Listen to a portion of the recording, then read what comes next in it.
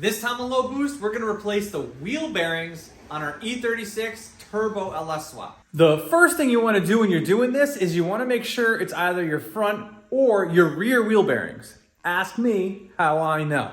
That's why. Oh yeah, I did the front driver's side wheel bearing thinking it was that one, and it wasn't because it was still making a noise. This noise.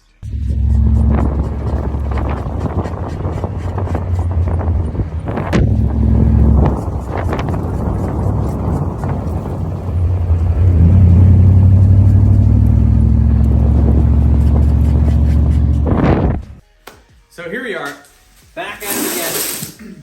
I ordered actually 2 of them from our friends at FCP Euro, and they're OEM ones. We put them right on. Yeah, I know I'm a complete idiot, but just the way that it sounded while it was driving without the camera on it really made me think it was the fronts. But the first time I jacked the car up, that ain't supposed to happen, or like that. So that bearing is shot. We'll take these off. Ooh.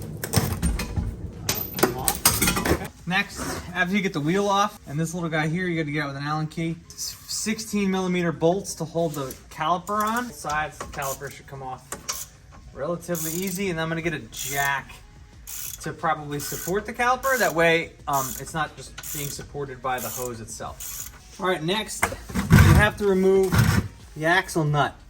It is a 36mm 12 point. Now, could you remove this with a breaker bar? Yes. Should you? Completely different discussion.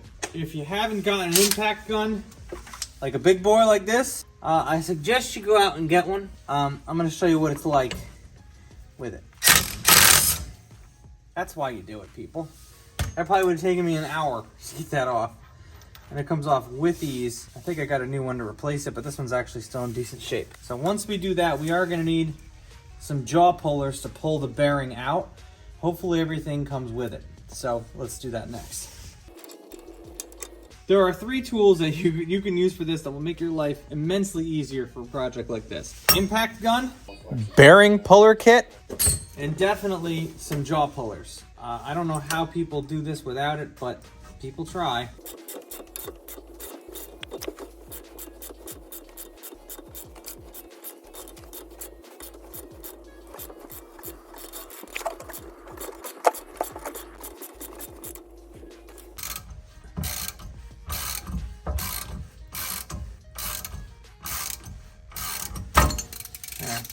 Got most of it.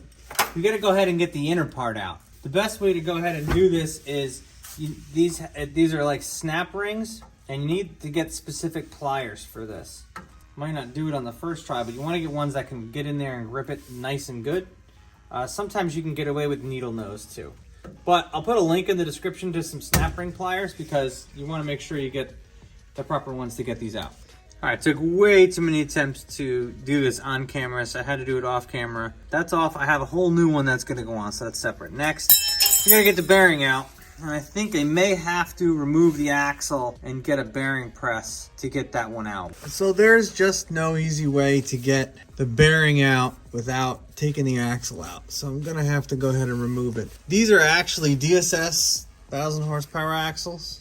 Should handle a lot of power. Just a bunch of bolts that hold it to the 210mm differential. That did not come on the car, so I did a separate build series on just putting this differential in. This differential is designed to handle a bunch of power. It's a BMW diff. You just need E36 M3 rear end and trailing arms, and you can put it on. So we're gonna go ahead, I'll remove all these, and then the axle should slide out. It seemed to be moving pretty freely once the bearing was out. So my car is a little different. I had to lower my exhaust. My exhaust is in a different spot. And the 2 sway bar mounts here, there, and on the other side, I dropped that. Just pulled the sway bar down. I didn't disconnect the whole sway bar, and the axle came out. All right, bearing puller setup. I think everyone's different. This is a Maddox. That's gonna go on the opposite side of this through that. I matched it up so it fits as good as possible to try to push the bearing out, and this slides in. And then I'm gonna go on the inside and make sure that that's aligned. And then this cup goes over it, like that. And goes straight on there. right? And then we take our big old nut, and then this threads on. And then as I tighten this down, it's gonna pull the bearing through and into the big old metal cup. So let's see how we do. I'm gonna check on the other side to make sure it's perfect, then I'll start tightening it down. I'm gonna need a bigger wrench too. This is where my dad watches his videos, like, you should come over to my house and do it on the lift. Yeah, it's better, Dad. It is better, but I never can get over there at night. Projects take forever over there because it's hard for me to get over there. Now the kids are sleeping. Super easy for me to dip out into the garage, as my wife said.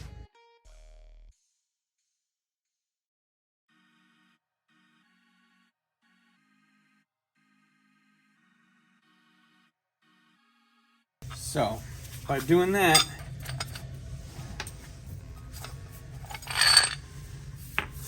and there it is in there, our destroyed ass, busted ass bearing. If you're looking for a great way to support our channel, check out lowboostfilms.com. Not only does this support the channel, but you'll look great while you do it as well. We have a great selection of different types of apparel and merchandise that you guys can buy. I also have a selection of car parts and tools that we've reviewed on the channel that we know work well for sale on there as well at a good price, so make sure you check it out. All right, another day, another dollar. Bearing out, hit it with a wire wheel, and I got the whole inner area covered in anti-seize, and I'll hit it with a torch up here to expand it a little bit, and I have the bearing in the freezer, so that'll help press it in. All right, so I got the bearing in the freezer. I am going to heat this up, get this to expand a little bit, and then with the bearing in the freezer, it should press in a heck of a lot easier.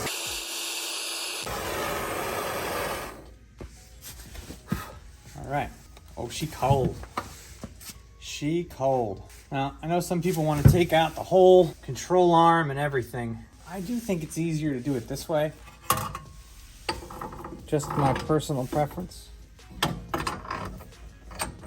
Because for me, taking the whole trailing arm out and putting this in a bearing press, I mean, like, the amount of time that that's going to take up greatly outweighs the ease of use of installing it. And let's see if I actually can install it properly doing it this way. Or you can see how the bearing is already starting to, the condensation's coming off of it because the surface we're bringing it into is so hot. So I'm going to clamp that on the other side with the vice grip, and then we'll tighten it down.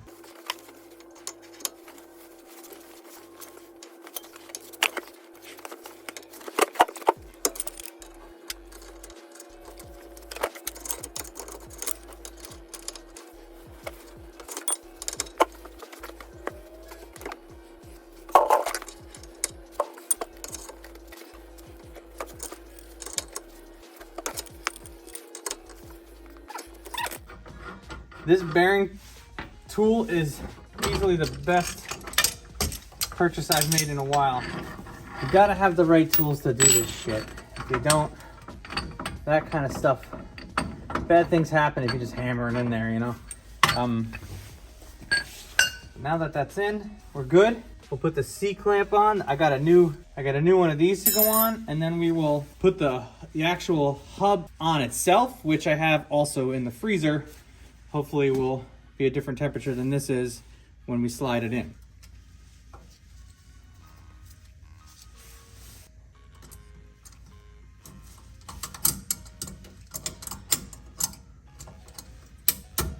Boom. Tell you what, that was a lot easier going in than it was coming out. Now, same thing. Got this guy in here. Should be able to press this guy on rather easily as well.